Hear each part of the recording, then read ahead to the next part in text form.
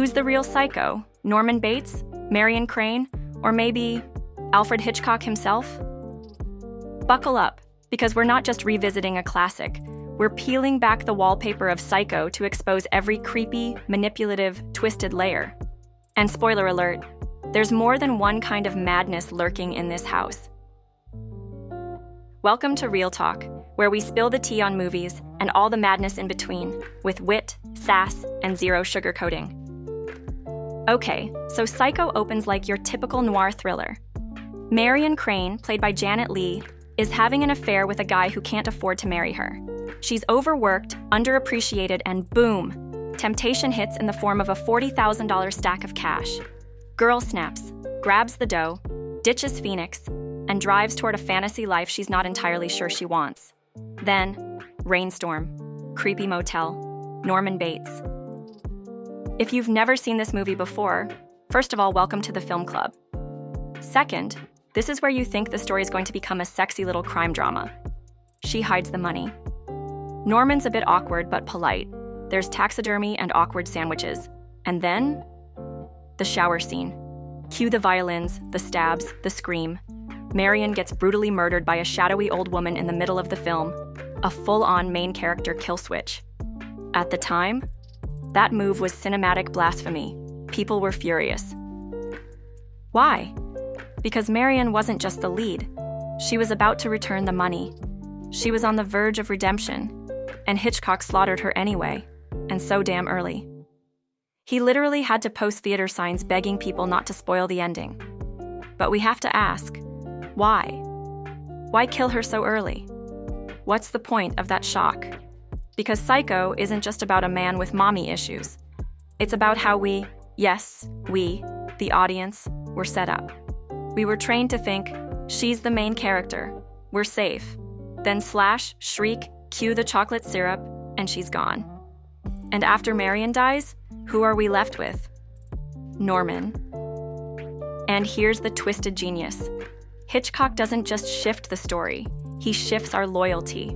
He redirects our empathy to the killer. He makes us complicit. We were rooting for her, and now we're worried about him. This wasn't just a plot twist. It was a manipulation masterclass. We didn't just get shocked, we got played. Let's talk Marion. She makes one impulsive decision and suddenly we're like, oh, she's the criminal now. But here's the gag, Hitchcock pulls a fast one. He makes us complicit in her crime. We root for her to get away. We squirm when the cop pulls her over. We hold our breath when she's swapping license plates. We want her to make it. And just when we start to feel bad for her, start seeing her humanity again, splash. Dead. Her murder is jarring not just because it's brutal, but because we're being punished for siding with her. Hitchcock turns us into voyeurs, just like Norman, and then punishes us for it. You wanted scandal? You got stabbed, in the shower, in the plot, and in the gut. Now let's dissect Norman Bates. At first glance, he's that weird, lonely guy running a falling-apart motel. He stutters, he's awkward, he's oddly charming in a don't turn your back on him kind of way. But the red flags are waving. He talks to his mother like she's alive. He keeps dead birds on display. He gets jealous when Marion mentions going back to Phoenix, and when she suggests he put his mom somewhere, like a mental institution. His whole demeanor shifts, the smile drops, the coldness creeps in. That ain't just love, that's obsession. And this is where Hitchcock's genius, or evil, kicks in, because Norman isn't the killer, or at least not on paper. But the pen's in his hand either way. It's the mother, or so we think. But here's the thing. Mother isn't real.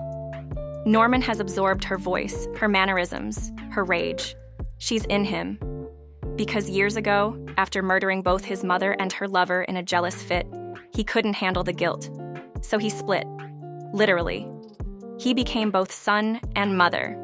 That's not just psychological horror. That's textbook dissociative identity disorder meets Oedipal nightmare. So who's the psycho? Norman? Or the mother-shaped voice in his head? Answer: yes.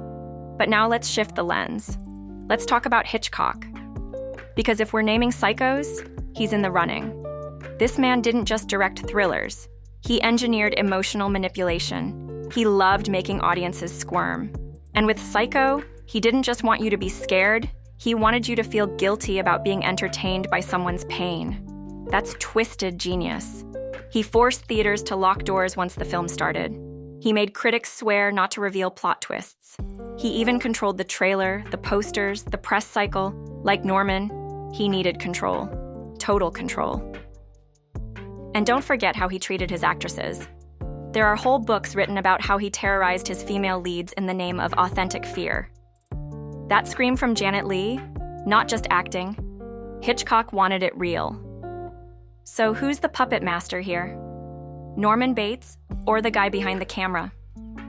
Now let's zoom out, because Psycho is also a masterclass in us, the viewers, our curiosity, our judgment, our fear. And fun fact, Hitchcock literally bought up every copy of the original novel just so nobody could spoil the ending. The man practically invented spoiler culture. Oh, and the film, shot in black and white, not for aesthetics, but because Paramount refused to fund it. So Hitchcock cut costs, and also to tone down the violence. That blood swirling down the drain in the iconic shower scene, famously, chocolate syrup. Marion is a sympathetic protagonist. She is no villain. She's complicated. She's flawed, sure, but also deeply human. At first, the audience leans in with sympathy. She's just a woman stuck in a dead-end life, dreaming of something better. More love, more freedom, more everything. And yeah, when she steals that money, it's a massive red flag. But be honest, who hasn't fantasized about making one wild move to escape the grind? That's why she pulls us in. We don't approve, but we get it. Hitchcock even slips in a sly visual metaphor. Before the theft, Marion wears a white bra, all innocence and moral purity. After she steals the money, it's black.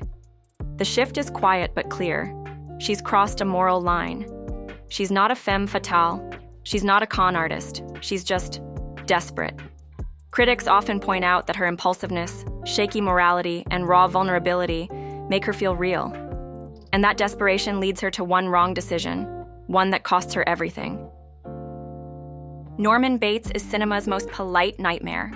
Shy, soft-spoken, even charming at first glance, but under that boyish grin, total chaos. He's not a cackling villain or a bloodthirsty monster. He's something scarier, broken, twisted by guilt, trauma, and years under the thumb of his controlling dead but not dead mother. Norman isn't evil in the traditional sense. He's a victim of deep psychological damage, repression, and straight-up emotional possession. And that's what makes him so chilling. You flinch at what he does, but part of you still pities him. He's a killer, yes, but he's also trapped, haunted by a voice that isn't his, and a past he never escaped. And we sit there, eyes wide, popcorn in hand, watching a man crumble under the weight of a mother's love gone rancid. Hitchcock dares us to look away, and we don't. We can't. The shower scene in Psycho? It didn't just change horror, it changed cinema. It's not famous just because of the staccato string shrieks or the rapid-fire editing, though both still slap. It's legendary because it violated a sacred space. A woman, alone, naked, vulnerable, attacked where she's supposed to feel safest. No monsters, no ghosts, just a human horror, and it felt real. Yes, Janet Leigh wore a nude-colored bodysuit. Yes, a body double was used for the more revealing shots. But none of that softened the impact. What audiences felt was raw exposure, physical and emotional. And that was revolutionary.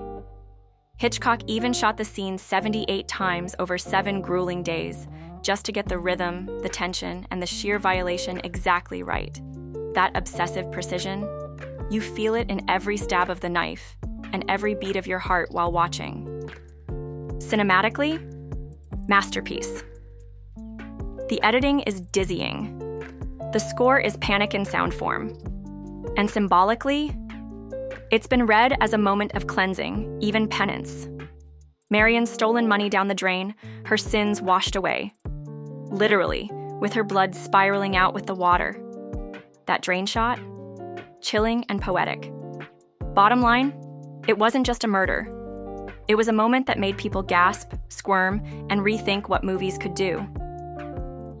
Here's the real kicker. Psycho doesn't just pull the rug out once, it does it twice. First, Marion's not the final girl. Second, Norman's not just a killer. Third, the killer isn't Mother. It's a fractured psyche, a trauma response, a man who killed the woman he loved most and became her to keep her alive. But the most disturbing twist? The way we, the audience, cheer when he's caught, as if the story has justice, as if any of these characters were ever safe from the system, the era, or their own minds. So let's go back to the title. Who's the real psycho? Norman? For sure, but he's a product of neglect, guilt, and warped love. Mother? She's dead, but also, she's alive. In him. Marion? Not a psycho, but she's the only one punished before she even had a chance to atone. Hitchcock? Manipulative, brilliant, maybe borderline sadistic. He's the god of this universe, and he made us feel complicit. And us, the audience? We watch, we peek, we gasp, we judge. We're just as guilty of voyeurism as Norman looking through that peephole. So the answer? It's complicated. Psycho isn't just a slasher. It's not even just a horror film. It's a mirror. And depending on who's watching, the reflection changes. So next time you hear that violin screech, don't just flinch. Ask yourself, was it the stab that scared you, or the fact that you couldn't look away? Let me know what you think in the comments. And don't forget to like, subscribe, and stick around for more Real Talk, where we pull the curtain back on Hollywood's history.